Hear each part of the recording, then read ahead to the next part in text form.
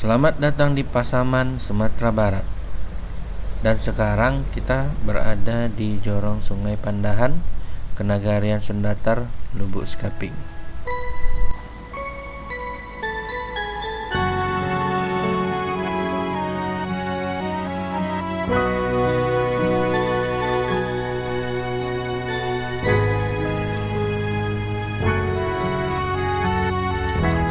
Hal menarik dari Jorong Sungai Pandahan ini adalah dari ujung timur ke ujung baratnya mengalirlah batang sumpur yang berkelok, meliuk-liuk indah dan perkasa.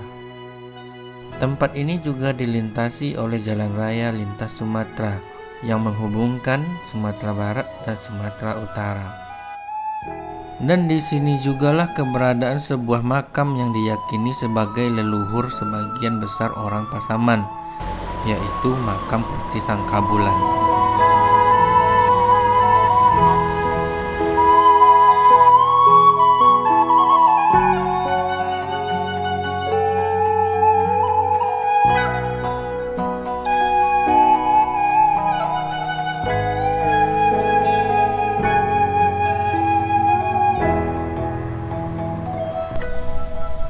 Lah mulai tanam sih kok ah.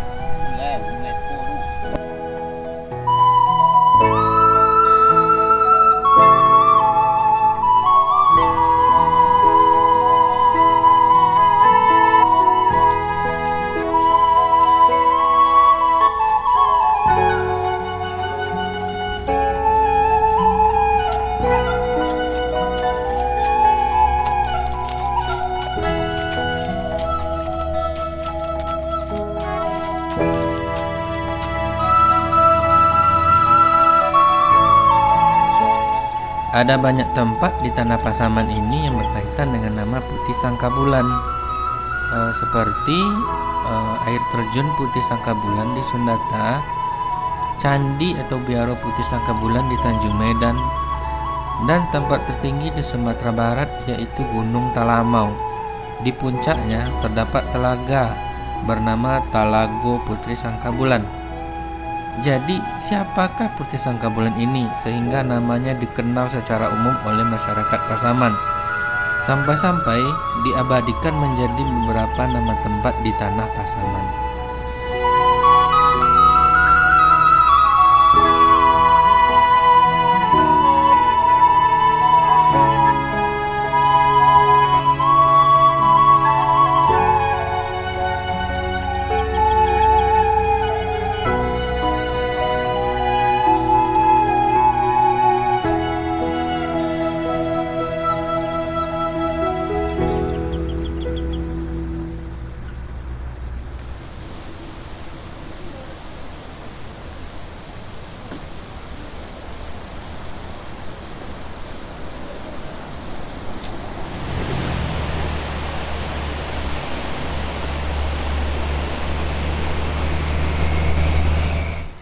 Ya, sekarang kita berada di Pasar Sungai Pandahan. Bukanya pasar ini adalah setiap hari Sabtu. Lokasi tempat ini sekitar 30 menit dari ibu kota Kabupaten Pasaman, yaitu Lubuk Sekaping.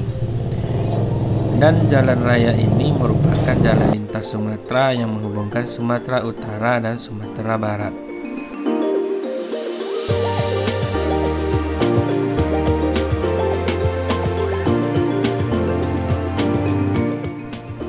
Untuk mencapai lokasi makam Putih Sangkabulan ini, kita butuh waktu perjalanan sekitar 15 menit lagi dari sini.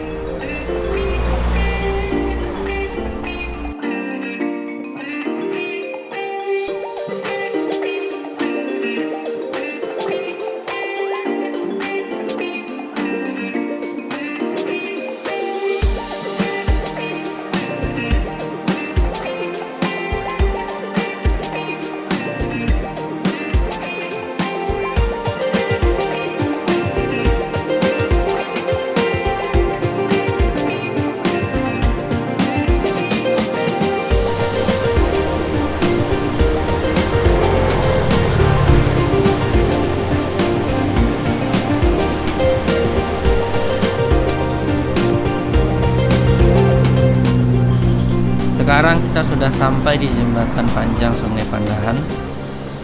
Dan akhirnya kita sampai di papan petunjuk lokasi makam Putih Sangkabulan. Nah, itu dia di depan sana.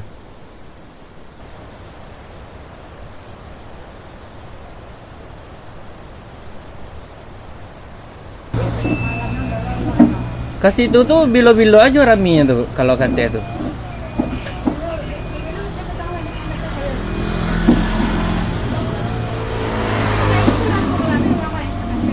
Oh, orang dari mana datang tuh, Bu? Dari daerah India, daerah Rao lijo, di Swalia lijo. Oh, Talu. Talu.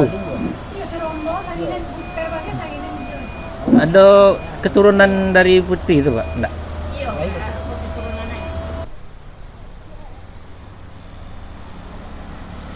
Jalan ini merupakan akses utama ke makam Putih Sangkabulan.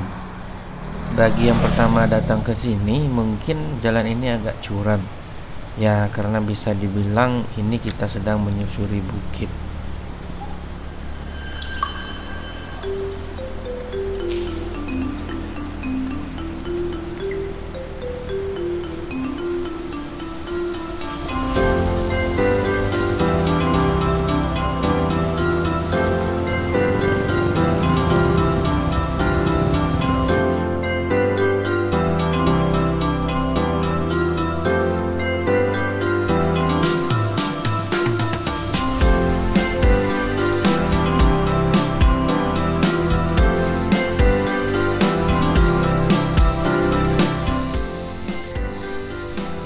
Setelah melewati jalan mendaki ini, puncaknya kita akan sampai pada sebuah kampung. Namanya Kampung Padang Laweh.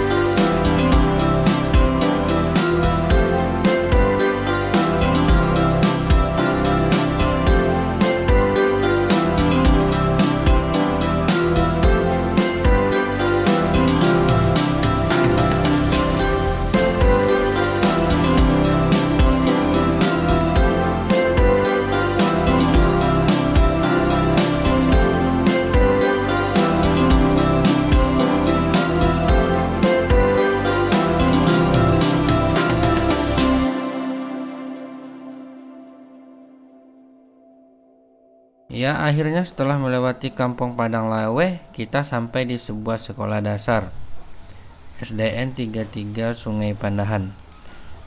Di sini kita akan lewat jalan sebelah kiri yang di sana.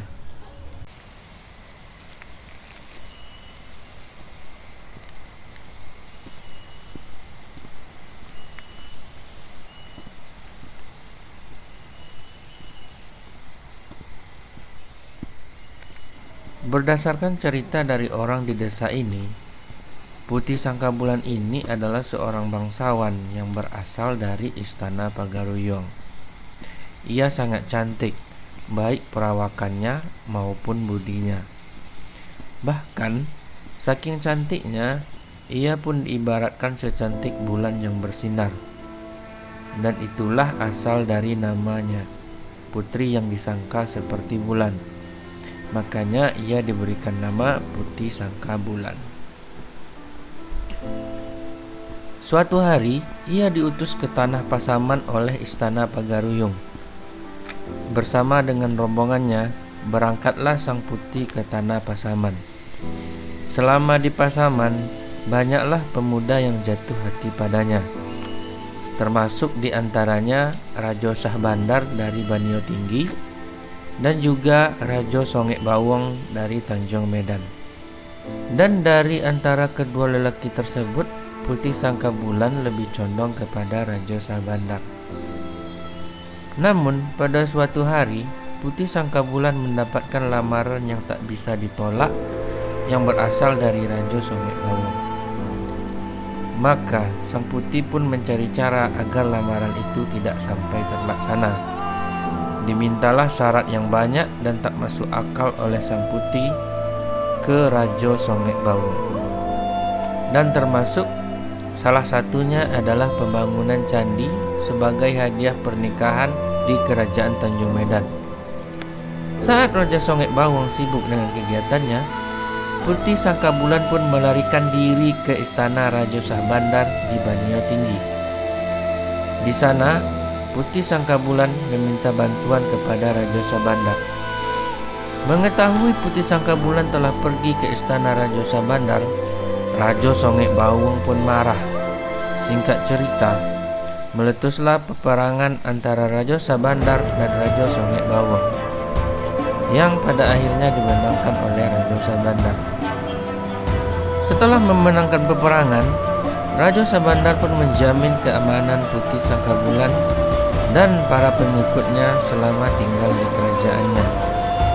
Setelah beberapa lama tinggal di kerajaan Banyo Tinggi, Putih Sangkabulan dan Rajo Sabandar pun menikah. Mereka kemudian dikaruniai 7 orang anak yang kelak akan menjadi raja ataupun datuk di berbagai penjuru tata pesona. Anak-anak dari Putih Sangkabulan dan Raja Sabandar ini diantaranya adalah yang pertama Datuk Mangkudum di Banyu Tinggi, yang kedua adalah Rajo Rokan di Rokang, yang ketiga adalah Rajo Nan Bumi di Tanjung Batong, yang keempat adalah Datuk Rajo Mudo di Air Bangi, yang kelima adalah Datuk Rajo Malintang di Lubuk Layang, yang keenam Sultan Juaro di Muaro Sipongi, dan terakhir adalah Datuk Marajo Indo di Kenagarian Pawo Lubuk Sikapiang. Hingga saat ini masih banyak anak keturunan dari Putih Sangkabulan dan Rajo Sabandar yang berziarah ke komplek pemakaman ini.